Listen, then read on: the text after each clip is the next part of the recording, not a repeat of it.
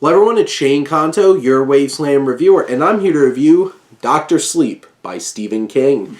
And I was a humongous fan of the film from Mike Flanagan, who I truly believe is the best horror director working today.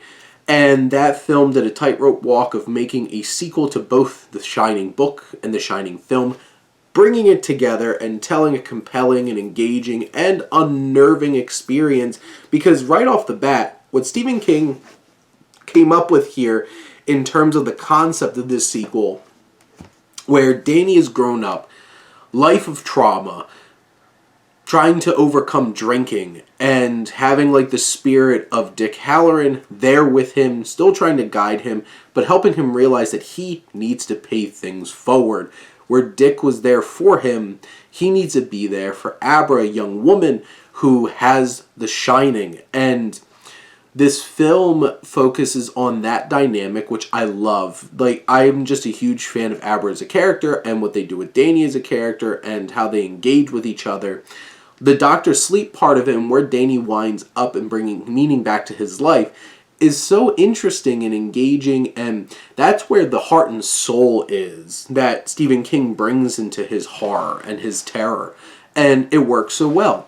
And you have these antagonists, this group of these vampiric beings that feed off of people who have the shining. This group, the True Knot, who suck the life out of people, suck the shine out of them, causing so much pain and suffering. And this group is so intriguing too. Their inner dynamics, and Rose the Hat is such a compelling antagonist in this story.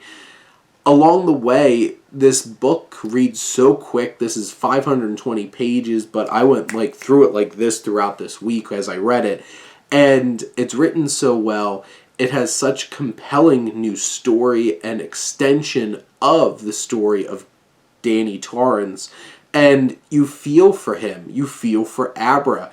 You even understand the plight and the mission of the True Knot and what they're trying to accomplish and to keep their family together, even though what they do inherently is just existing is evil and horrifying.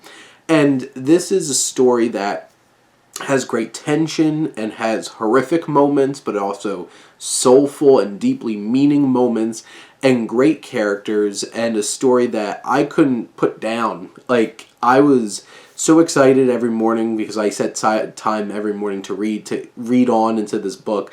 And this is one of my favorite books that I've read all this year. And if you haven't jumped right into the world of Stephen King, really focus on, say, The Shining and this sequel, because this is some compelling works. It's such a cool idea, and King executed perfectly.